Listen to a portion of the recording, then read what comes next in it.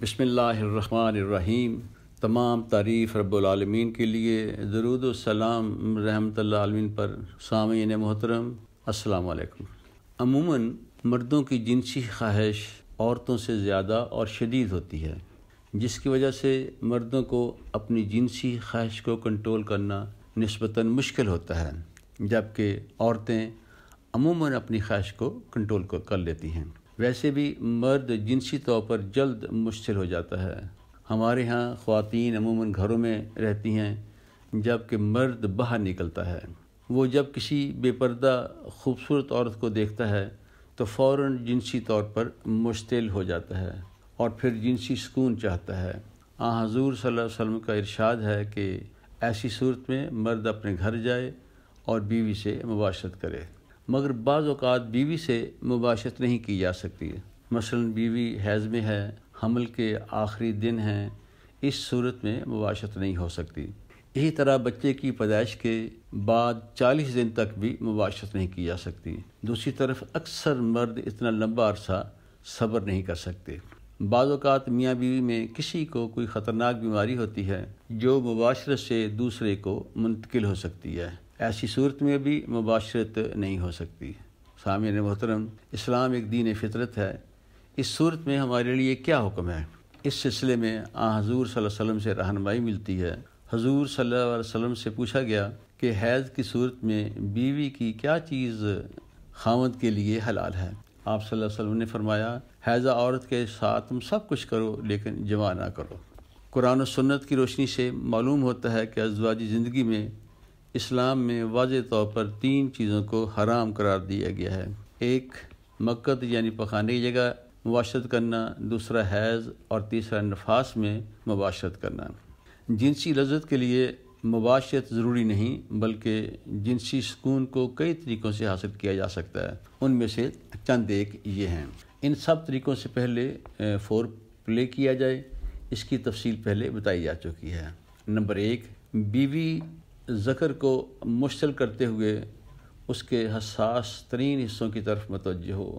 ویسے تو سارا ذکر ہی بہت حساس ہوتا ہے، لیکن ذکر کی ٹوپی اور ٹوپی کے کنارے زیادہ حساس ہوتے ہیں، لہٰذا بیوی ان کو مختلف انداز سے مشتعل کرے۔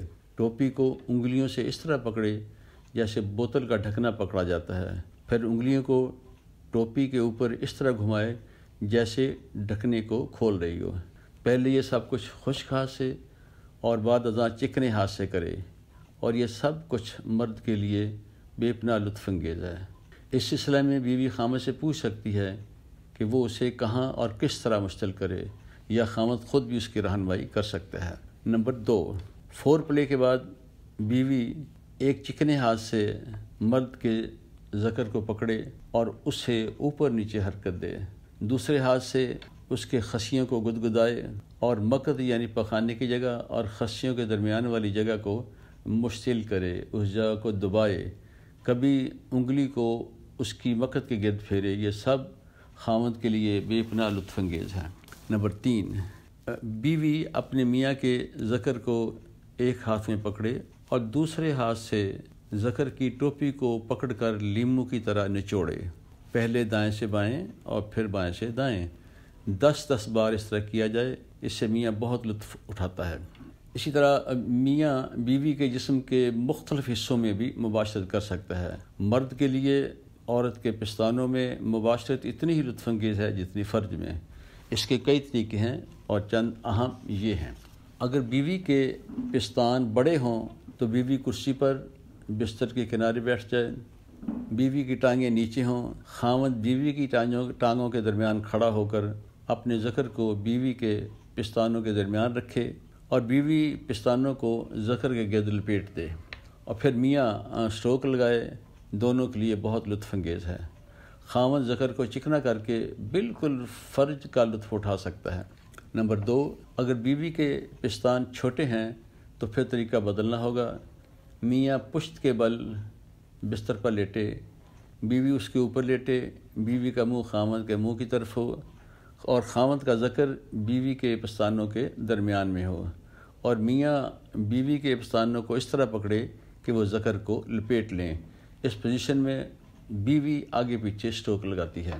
نمبر 3، بیوی میاں کے ذکر کو سامنے سے یا پیچھے سے اپنی رانوں کے درمیان لے پھر بھینچے اور دبائے۔ یہ دونوں کے لیے، خصوصاً میاں کے لیے بہت لطف انگیز ہے، خصوصاً اگر بیوی کے رانے صحت مند اور گداز ہیں تو یہ طریقہ بہت پر لطف ہے۔ یہ طریقہ کھڑے ہو کر اور لیٹ کر دونوں صورتوں میں استعمال کیا جا سکتا ہے، اور خامند اپنے چکنے ذکر سے اسٹروک بھی لگا سکتا ہے، یعنی خامند اپنی بیوی کی رانوں میں مباشرت کر سکتا ہے۔ اسی طرح نمبر 4، بیوی کی ناف میں بھی مباشرت ممکن ہے، خصوصاً اگر بیوی کا جسم گداز اور موٹا تازہ ہے۔ بیوی اپنے دونوں ہاتھوں سے ناف کے دونوں اطراف کی جلد سے جنسی لب بنائے اور میاں کا ذکر اس کے درمیان ہو۔ اس کے لیے بیوی آسمان کی طرف منہ کر کے لیٹے اور میاں گھٹنوں کے بل بیوی کے اوپر ہو۔ نمبر 5، میاں بیوی کے کسی بھی فولڈ میں مباشرت کر سکتا ہے، مثلا بغل کے اندر، اس کے علاوہ کہنی اور گھٹنوں کے فولڈ کے اندر بھی ایسا کیا جا سکتا ہے۔ سامعین محترم، امید ہے کہ اگر آپ نے ان باتوں پر عمل کیا تو آج کے بعد آپ کی ازدواجی زندگی نہایت شاندار ہوگی، اور سیکس ایجوکیشن کے حوالے سے میں جلد ہی نئے ٹاپک کے ساتھ حاضر ہوں گا۔ شکریہ، خدا حافظ۔